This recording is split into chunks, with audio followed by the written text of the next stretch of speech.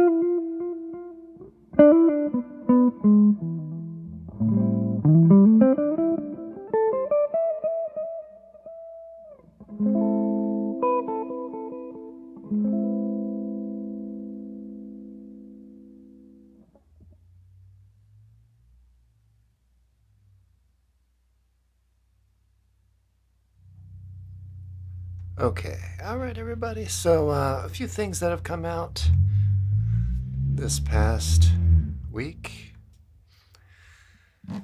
We had sunny. So those are the changes. I was just kind of noodling around a little bit on there. Let me know if you have any questions on what I was doing. But yeah, perhaps I will talk a little bit about that. Then I just wanted to give my thoughts today too on maybe attitudes and perspectives on practice. And maybe offer some thoughts on students and different people, different stages of life and so on. So a lot of us, I'm in my late 40s now. So a lot of us who are maybe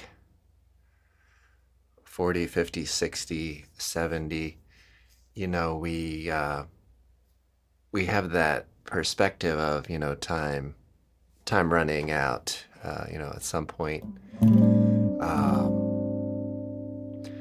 But here's a little inspiration for you to offer you. When you play a sport or something like that, and you're trying to play a sport at a really high level, you might have a really even much smaller window of time to really play that you know, so it might be um, into your mid 30s would be kind of a really pretty long stretch. I was watching this documentary on Netflix about Nolan Ryan last night, and he had a really super long career, and not implying that we all need to be, professional musicians or anything. A lot of us are just playing for fun and stuff.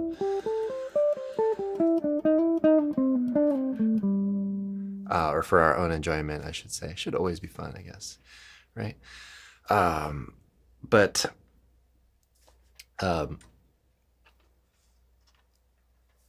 we do feel like, okay, yeah, time is running low, but we could stay pretty healthy with our fingers if we regularly warm up. We can continue to play at a high level, really very pretty late in life. So one perspective I like to offer is that try, in spite of that, ultimate fact about life where we might all possibly live a long life into our 90s or up to 100 or so, but being in a hurry can be really detrimental to practice, right? The mind and the brain are going to process things at whatever rate that is, so you can certainly practice efficiently and reach certain goals, but when it comes to playing, you have to really kind of, at least for me, and I think it would be universal, but I've got to take where I am at a given moment and work with that and evaluate and improve.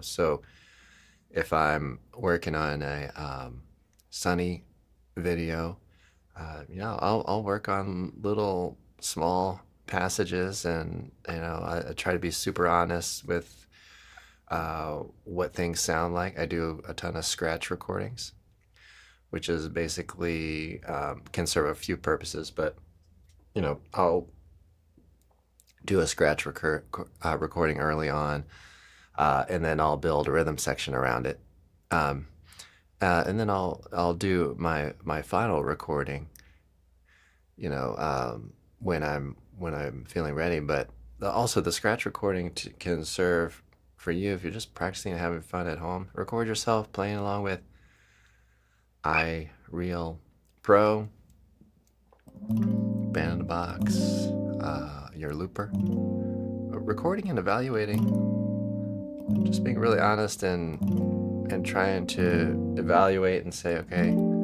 this could be better, volume wise, tone wise, all those kind of elements. So I try to offer a little bit of inspiration on practice there, and I have some more thoughts that I'll talk about a little bit later, but let me know if you have any questions. I might have a cup of coffee. This is kind of a rude awakening today.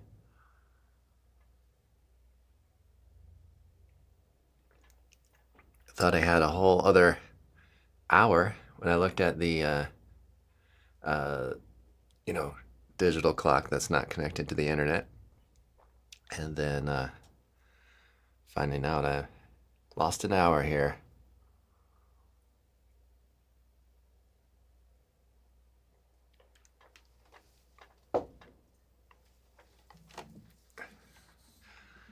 All right, everybody.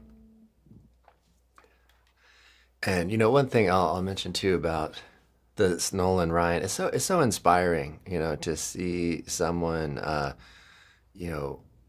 work at playing at a really high level. Don't want to spoil it for you if you haven't already seen it, but his workout regimen leading up to a game is just really impressive and inspiring, and that really appeals to me. Anything, could be sports or guitar or crocheting, I don't know, anything that you can kind of like try to take to a high level.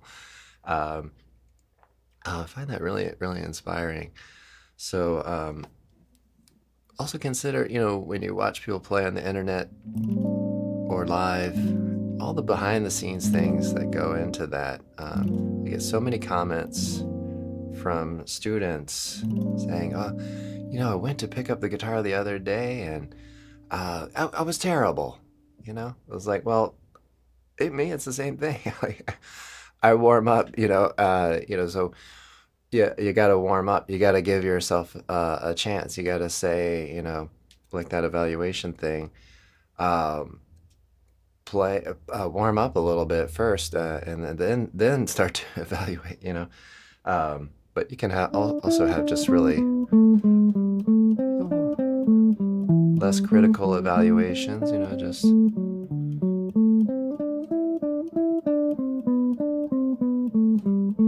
where where are you as you're playing? You can evaluate and say, okay, where am I bumping up against my upper level, my current level right now, or my skill level, or my, I should say, limit, right? Because we always have an upper limit. No matter how good you get at guitar, you're always going to have an upper limit. And that upper limit is going to change from day to day, hour to hour. So sometimes you're just feeling it, it's flowing, you're focused, you're in the moment, and it's great. Other times you kind of have to dig deep. Fingers don't feel like they're cooperating, but you try to stay at a certain minimum level of output, when you're playing. All right, well, I'm gonna do a little more noodling around. Thanks, Jason L, for joining in. Good to see you, Jeffrey. And looks like it might be kind of a quiet day today. Maybe everybody else is sleeping in too. I'll do a little more noodling around. Mute my microphone again here.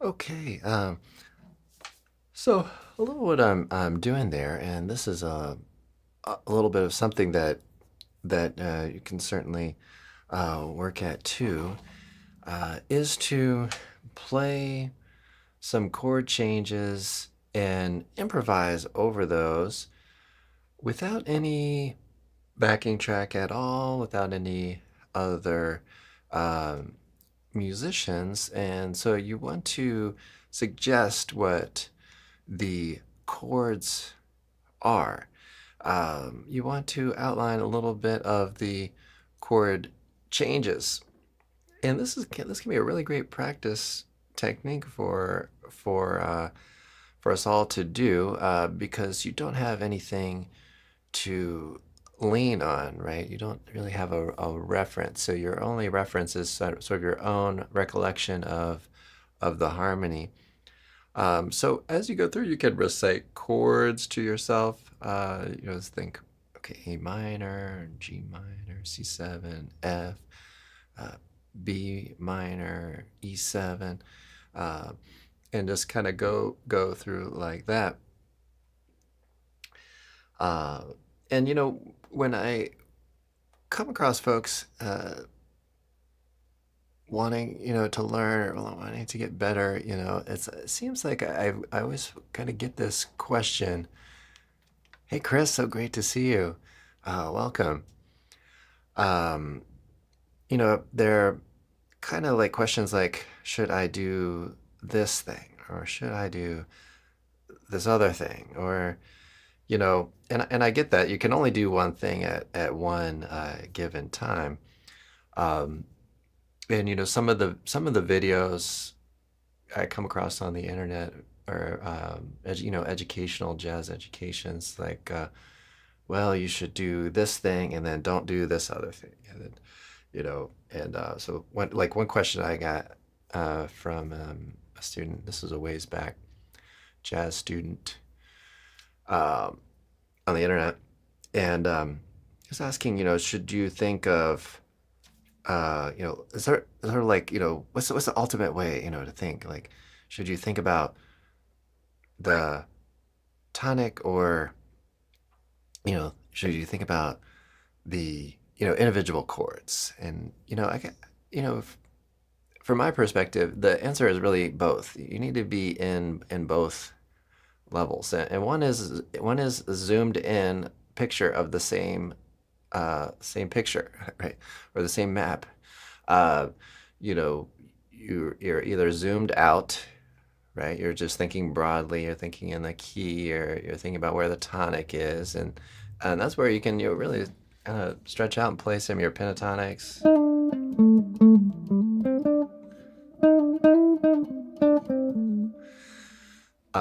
So that's sort of that zoomed out item, or zoomed out perspective.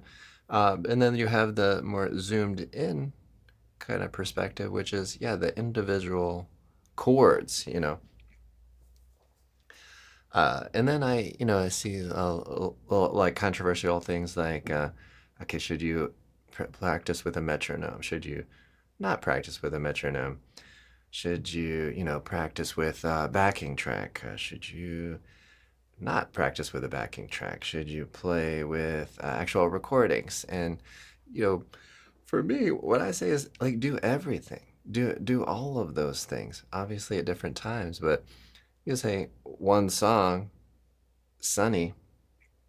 For me, when I'm working to internalize that tune, I'm listening to vocal recordings. I'm jamming along with it. I'm trying to get an idea. Oh, what do they play? What does the singer play on this, or sing on this note? What are they going after? How is this different from the original recording? Listen to instrumental versions. I'm just like fiddling things out on my guitar. Like, what are they going after on that melody? And then for the improvisation, when you transcribe, unless you really want to dig deep into a particular line or something, just try, oh, what are they going after on that beat of that chord? Or if you're having trouble with, let's say on Sunny, B flat 7, sharp 11, it's like, kind of listen to John Scofield and Pat Martino playing, like, what are they going after on that? Because the theory definitely helps, but the the ear and the theory together is just really so strong, you know. So you can get an idea of how chord scales work, and just kind of hone in, like, what do they play on that chord, you know? Like, what does someone on Pat Martino's level, you know? I hate to use the word level, but you know, playing on that, on that. I can't think of any other word, but that level of ability. What does he do on that? You know, so so doing a little bit of that, playing a little bit with a metronome, but you know, the thing about playing with a metronome and the playing with the backing tracks is uh, that you can tend to lean on them. That's the fundamental issue, I think, that folks like to point out rightly, which is you just start to get good at playing with a metronome, right? We get good at the things that we do often. So, you know, you're kind of leaning on the metronome for time. So then you got to practice without the metronome, or practice with the metronome on real slow setting, like beat one, and do like beat one of every measure or every two measures, and see how close you get to landing it, because we've got to form our own, you know, sense of time and sense of all of that as well. So, all right, take a sip of coffee here.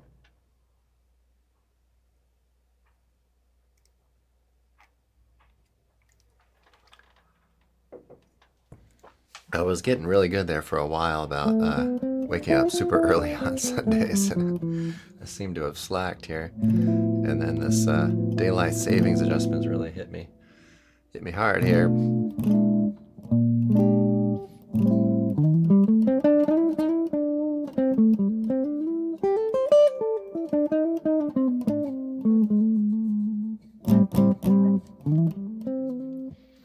So I did on my podcast earlier this week, did do a little just kind of broad discussion on some of the lines for Pat Martino's solo on Sunny, and that was really kind of cool to see some of the chromatic lines, as well as you know, a lot of you might say pentatonics embedded with that.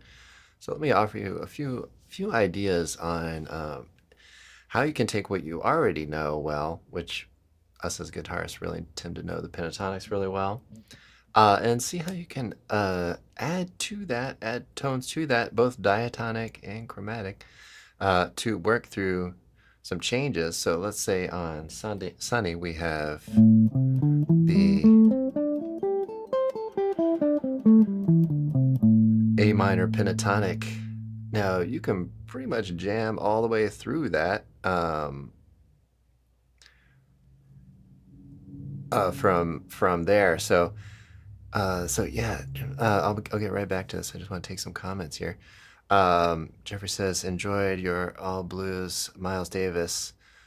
Glad to hear it. Wonder if I should update. I'm going to update some of those videos as well.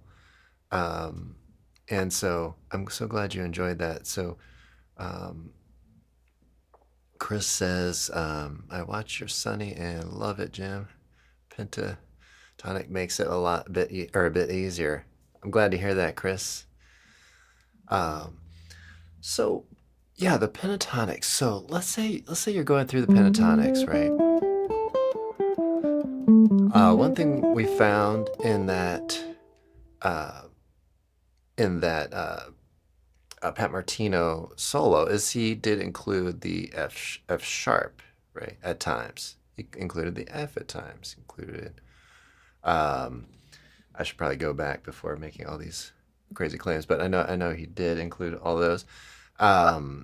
But let's talk a little bit about what can you put in between some of these pentatonic tones. All right, well, let's talk about the whole steps. The whole steps are really kind of a real easy one to work with because there's only one choice, right? So you can already get pretty chromatic by taking the pentatonic and putting notes in between. And we're probably pretty familiar with this one. The one that comes in between the fourth and the fifth. Right? So that one we're already probably pretty familiar with as guitarists.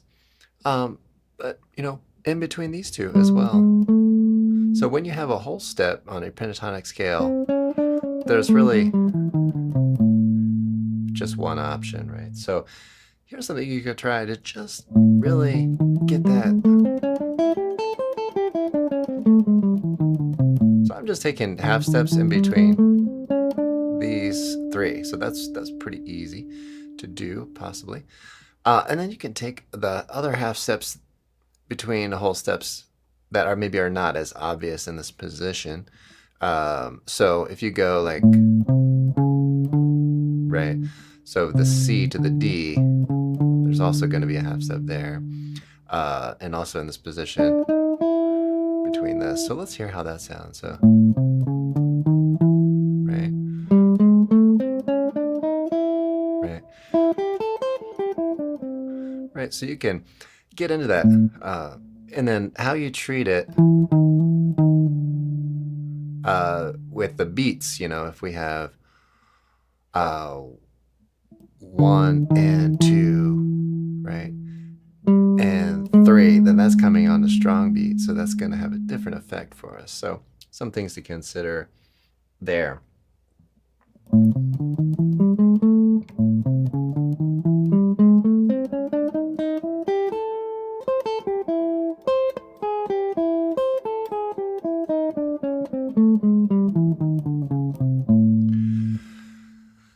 So then you're already going to make it pretty chromatic, right?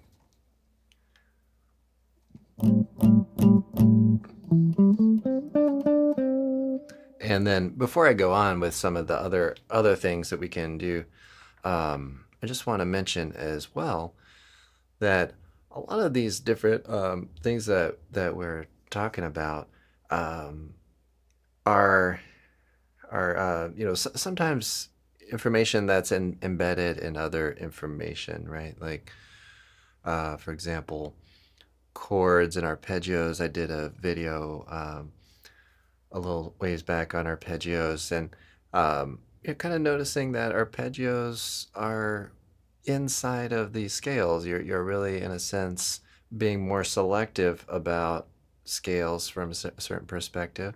You know, so if you're in the key of no sharps, no flats, you know, and you're thinking, let's say you know pentatonic real well, right? You have that, which is A, C, D, E, G, A, and then we look at, okay, A minor 7, what is that like? Okay, A minor 7, okay, so it's like 4 out of the 5 notes. So that's a good way to take what you already know and work on arpeggios, right? So, okay, if I remove one note from the pentatonic scale, I end up with A minor 7 arpeggio, right? So then it just kind of really bumps you over quicker. So if we try to learn all these things separate, then it's harder, I think. So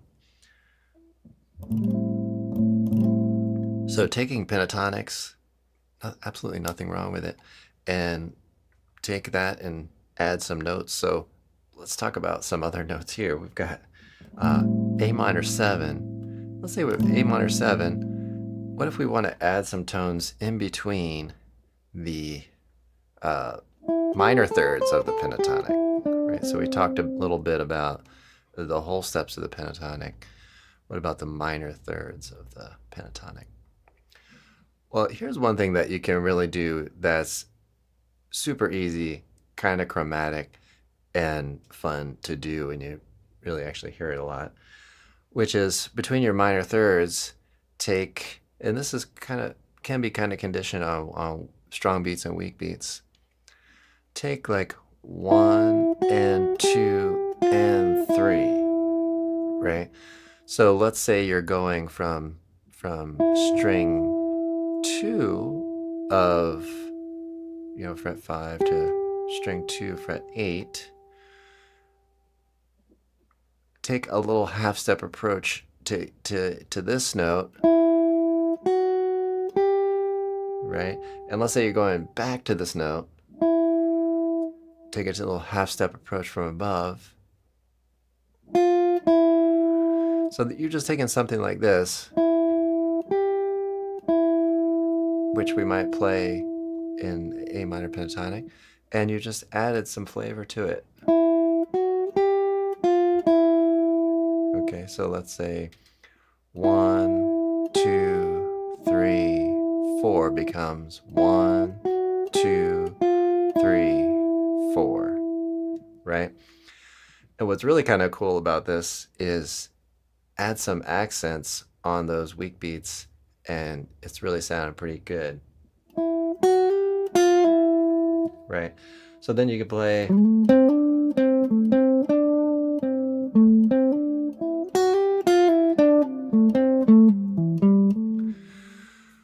So then you already have something. You're just basing it into something you already know, and you're just putting some half steps in there. So it's pretty cool. Encircling is another one where you can.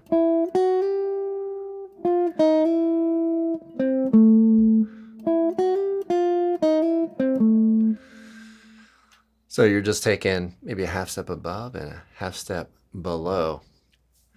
So you can do that all over here.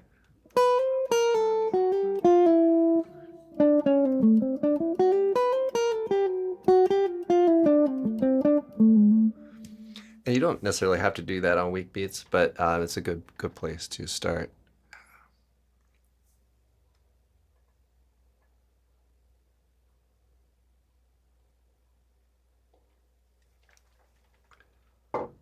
Okay, well, we're pretty far into it. I should probably mention some of the offerings that I have and some of the ways you can support all of this free content. One of the biggest ways you can do is just chat with me here. Much appreciated. Chris and Jeffrey and Jason L. So that's the number one thing, just attending and having a good time with me here. So do appreciate it. If you haven't already, please like and subscribe. Check out the merch store. Got a lot of books. My book on the minor blues has been doing really well. So if you haven't already, check that out. And maybe I should do some expansions on that as well. I've got Sound Slice going on my website member area. So I'm thinking I need to add those exercises on the minor pentatonic to Sound Slice and put that up on my website there. And pretty soon here, I'm going to start doing shout outs to members of the member area on YouTube. I saw another channel doing that, so that'll be coming up in the near future. So check that out. And I think I'm going to buy one of my own new mugs here soon.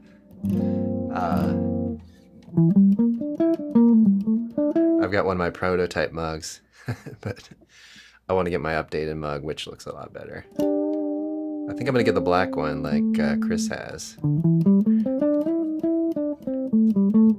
So thank you, Chris, for all your support. Chris is, he's taken lessons. He's bought some mugs, and thank you, Jeffrey, for your support as well.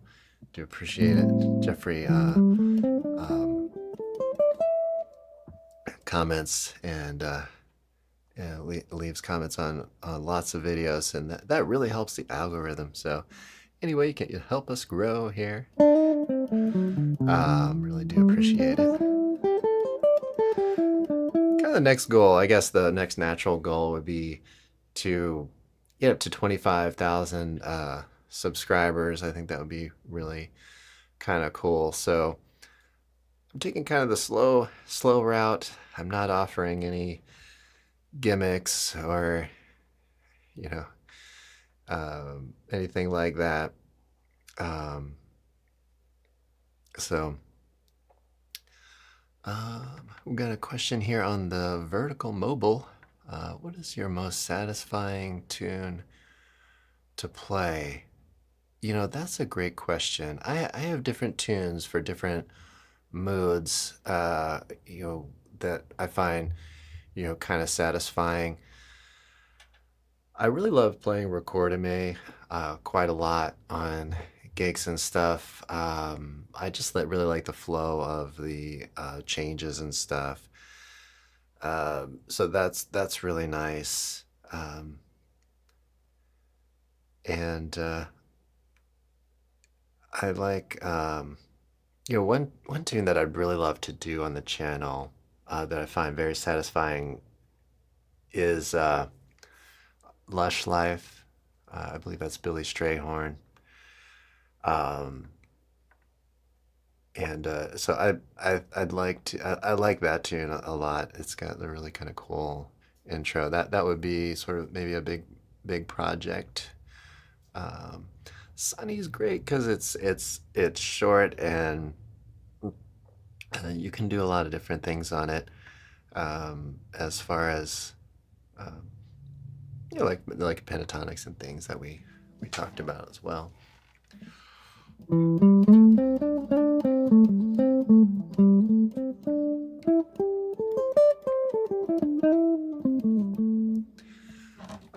But yeah, you know, maybe I'll offer a little more on practicing and playing. You know, I think in a sense we always feel like we could be better, and I think that's just sort of human nature. Um, I had the really great honor to play with Jay Cummings, drummer.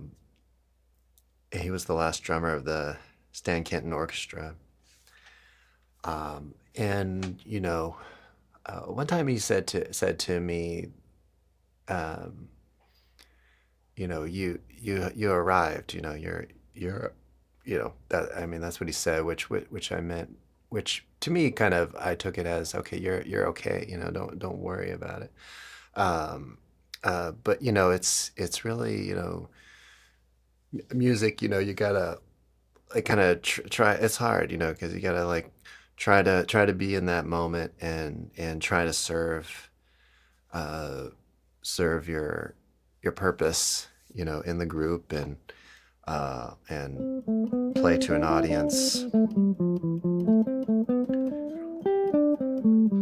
But you know, even to this very moment, I'm trying to get a little bit better. I think I've gotten better at holding the pick. If you look at some of my earlier videos on the YouTube channel, I think I hold the pick in a weaker sort of way, and you know, I've really committed myself in the last year to really holding the pick in a more standard, you know, textbook kind of way, and I've felt the benefits to that. You know, the last couple of gigs I've played, I feel like I'm cutting through the mix much better, and getting a louder, more present sound. So I'm still trying to.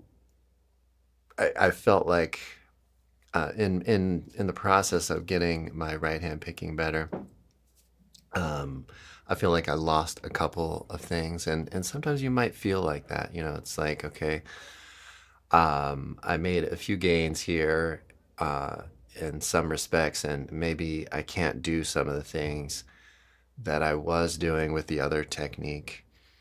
And so now I'm working to get those back in with what you know what I'm doing, which doesn't feel as natural to me, but it's getting more and more natural. So you know, uh, I'm also kind of making those gains and just trying to work at it. So uh, I'm in the same boat, guys. Um, Chris says people don't realize how important pick control and placement is. I come and go with that as well. Yeah, it's really important. It's probably the one of the harder things to change. It's one of the harder things I think to learn. And I'm not sure exactly why. I suspect that it has to do with the dominant hand being the picking hand, and it just wants to do its own thing. It doesn't want to be restricted. It doesn't want to, do that. Over the years, and this has been many, many years, I've really worked at developing alternate picking, and I will say it will really help. Uh, it will pay off so much, to do that. But anyhow, um, you know, it's been hard. It's been really, really hard. But you really master your alternate picking, and then you've got your economy picking, um, and then you can when you go to play, and just have fun or play a gig or just have your own enjoyment. Just sometimes just do whatever and see if you observe and say, hey, is some of that kicking in now? Or maybe it's not. Some things are 6 months out, where progress can be really, really slow. Any tips on phrasing pentatonic scale? Yeah, pick attack, and doing your hammer-ons and slurring. So if you know the five fingerings of the pentatonic, then it's going to be a little easier to phrase the way you want to. So that's one thing that's really kind of interesting about the guitar, is that we could play a hammer-on in this position, right? So, but we could also slide into a new position. We could pick this note real hard, or we could pick this note real soft, right? So we have that option of doing that. But when in doing that, you want to be aware of now what's up here in this other fingering, right? So slides, hammer-ons, okay, pull-offs, right? Now, if you slide in the opposite direction, are you gonna? I'm on A minor pentatonic, by the way. So, are you gonna be able to know, what's back here, right? So, if you play, right?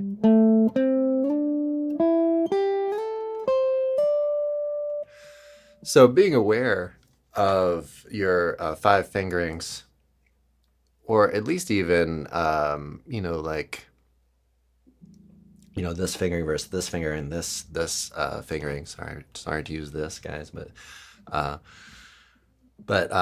you'll hear the lot of the rock guys doing, just this. They'll be playing and then going back. Fingering below this, our typical A minor pentatonic, and a fingering above, So, yeah, those are some options to consider. All right, everybody, thanks so much for joining. Shout out to our regulars here, Jeffrey, Chris, and Jason L. And thanks to our newer folks joining and commenting, Larry, Leon, and ZAOVA. So thanks for joining us. Hope you join us again as well. All right, everybody, and take a look at the description below for consultations and other types of services. I'm here to help you out, gain from what I have learned over the years. All right, have a good one, everybody. See you all in the next one.